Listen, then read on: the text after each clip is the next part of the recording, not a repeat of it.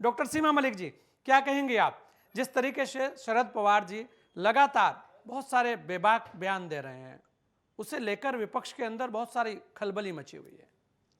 देखिए संजय जी, मैं तो सिर्फ आपको इतना कहूंगी कि जो हमारे नेता जो है, जैसे कि आपने सभी ने कहा और शायद पूरा देश ये बात मानता है कि वो बहुत experience visionary and statesman leader हैं। जो भी उन्होंने कहा है, देखिए हम लोग हमेशा कांग्रेस के साथ हमने यूपीए में काम किया है, और अगर उन्होंने कुछ कहा है इसका मतलब ये नहीं कि वो ऑपोजिशन के साथ नहीं है। अगर वो कुछ कहेंगे तो वो वेलफेयर के लिए, for the welfare of the country and for the welfare of opposition ही वो ये बात कह रहे हैं।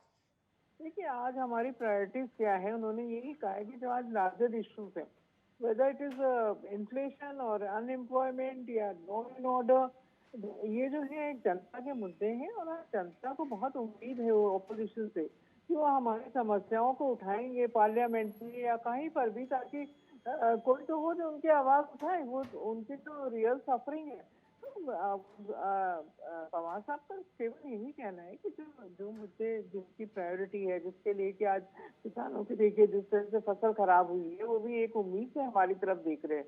तो शायद हमारी भी कुछ रिस्पॉन्सिबिलिटी उनकी तरफ बनती है, अपनी कंट्री की तरफ, अपनी कंट्री के लोगों की तरफ।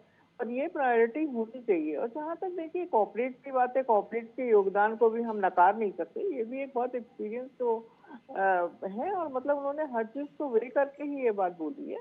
और पर उन्होंने at the same time said कि अगर कोई भी कॉर्पोरेट कुछ गलत कर रहा है तो इसकी इंक्वायरी तो होनी ही चाहिए।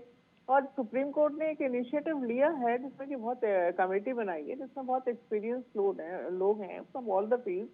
तो लेट अस वेट कि वो क्या हमें वो बताते हैं। तो इसके अलावा तो कोई ऐसी बात है नहीं कि देखिए अगर आज हमें ये देखना बहुत जरूरी है कि हम किसके सामने खड़े हुए हैं और किससे हमको लड़ना है।